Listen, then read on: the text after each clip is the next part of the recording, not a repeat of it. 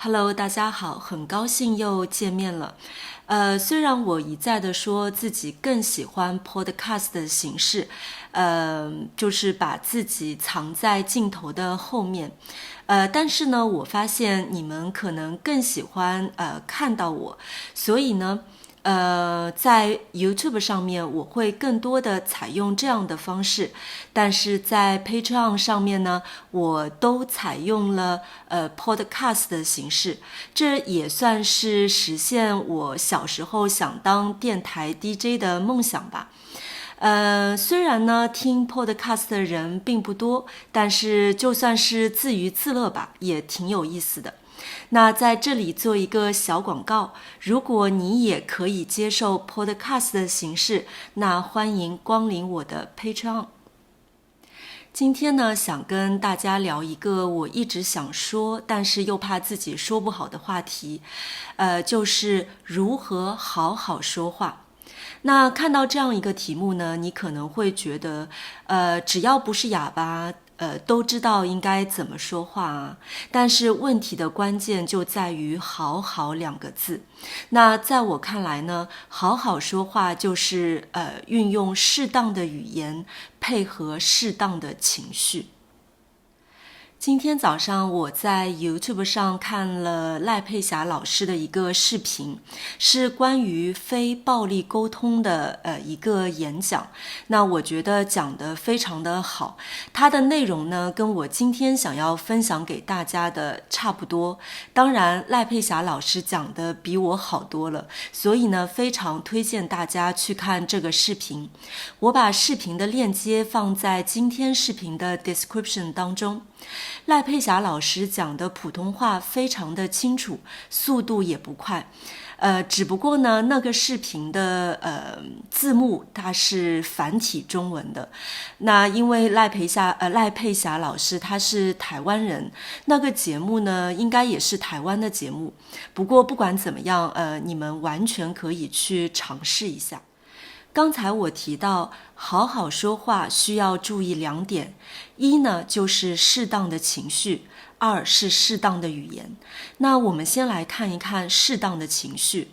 我觉得同样的一句话，你心平气和的说和很大声的说，不耐烦的说，效果是完全不一样的。那我一直在观察我爸爸妈妈之间的沟通方式。那我爸爸呢是一个脾气不太好的人，说话声音很大，然后经常是一副不耐烦的样子。然后我发现，即使我爸爸说的对，我妈妈也不想听。两个人呢总是吵吵闹闹的，谁也不让谁。当然，我爸爸想要说的话也并没有达到他的效果。那当一个人说话带有情绪的时候呢，别人就会更多的关注他的情绪，而不是他说话的内容。就好像我的妈妈，她才不管我爸爸说的对还是不对，因为她的关注点根本不在我爸爸说话的内容上面，她关注的是我爸爸的态度。为什么你说话要像吵架一样？为什么你那么的不耐烦呢？所以我们说，当一个人说话声音太轻的时候，我们听不见他在说什么。但是当一个人说话声音太大的时候，我们一样听不见他在说什么。你说是不是这个道理呢？好好说话的第二点就是运用适当的语言。那在说话的时候，除了控制好你自己的情绪，也需要学一点沟通的技巧，说话的艺术。我们来看一个非常简单的例子。丈夫呢，第二天起床的时候，发现妻子忘记把昨天晚上没有吃完的菜放进冰箱了，而且呢，菜坏了。丈夫觉得很浪费，有点心疼，也有点生气。面对同样的事情，我们来看两个丈夫说的话。第一个丈夫他说，昨天你忘记把菜放进冰箱了。第二个丈夫呢，他说，昨天你忘记把菜放进冰箱了，怎么这么点小事你都会忘记呢？你做事情总是不靠谱。那如果你是妻子，你会面对这两句话，你心里会有什么样的不同的感受呢？第一个丈夫呢，他说的是事实，妻子确实忘记把菜放进冰箱了，那妻子也没有什么好否认的。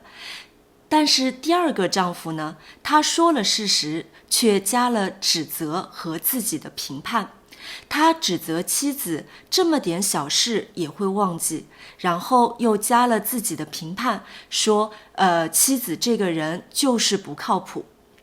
那不靠谱，如果你形容一个人不靠谱，那就表示这个人做事情呢不按规矩，或者没有责任心，你把事情交给他会觉得不放心。我们注意到丈夫说你总是不靠谱。那总是这个词，它是事实吗？还是夸张？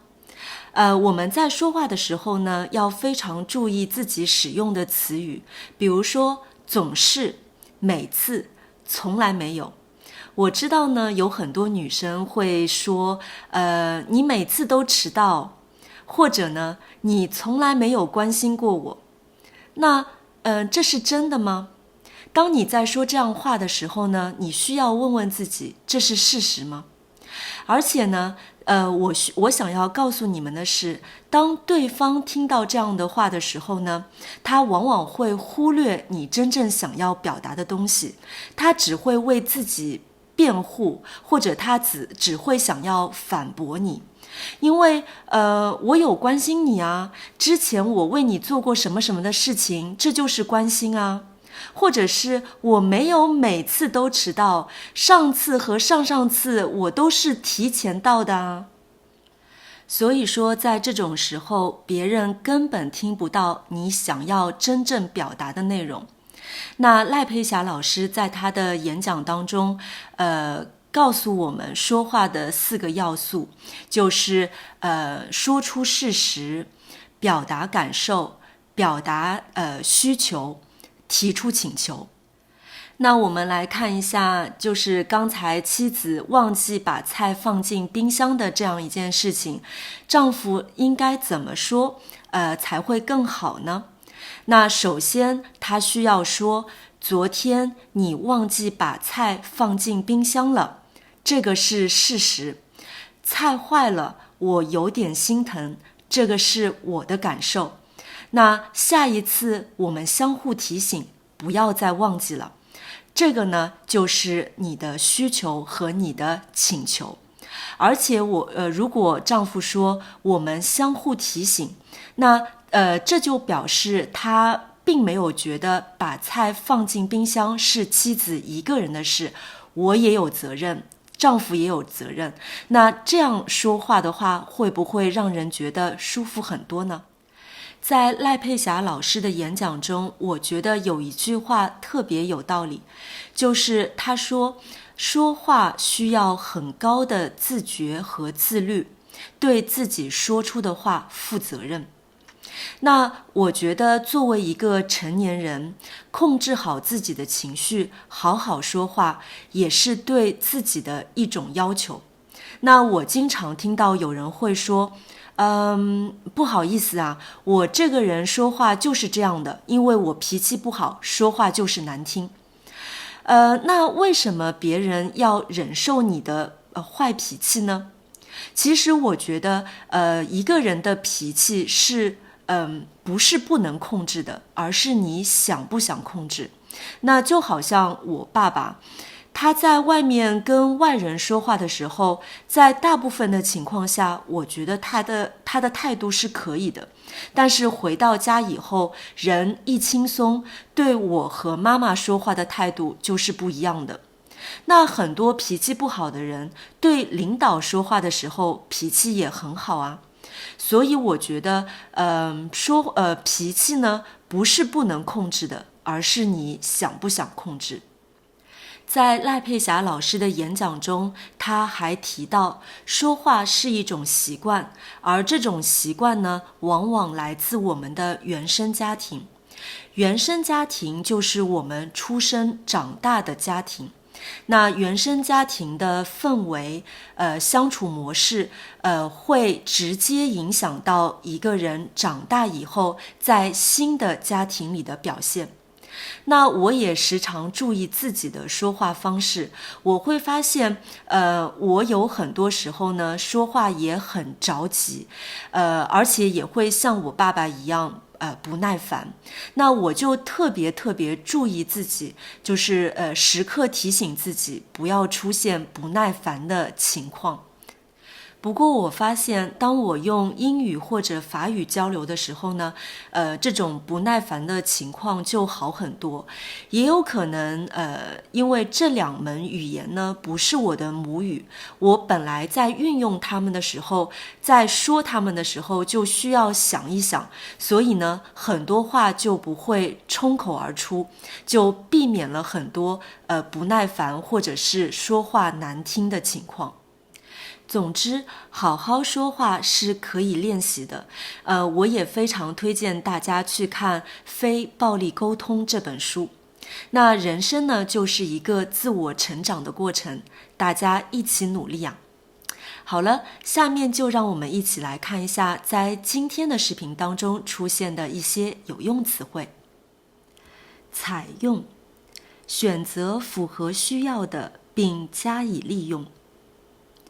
我采用视频的方式教大家中文。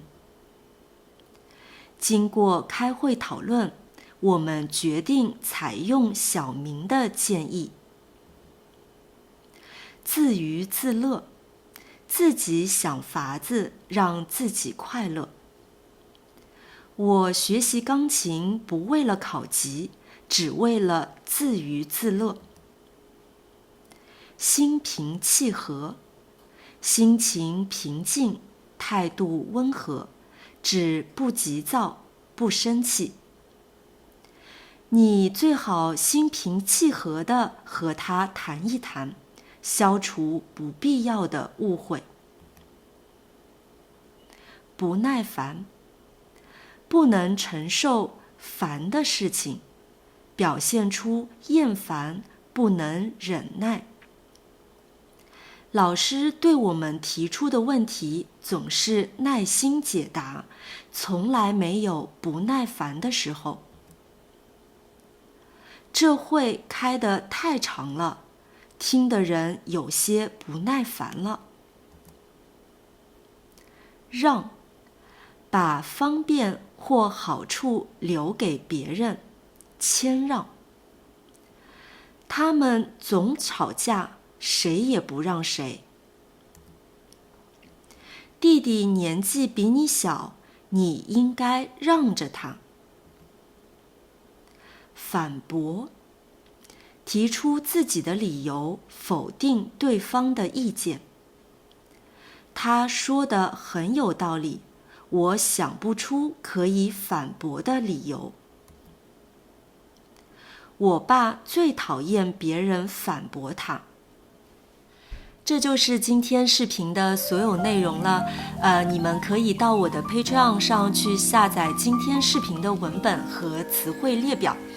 当然，我在那儿也给大家准备了其他的中文学习材料。非常感谢大家的收看，我们下期再见。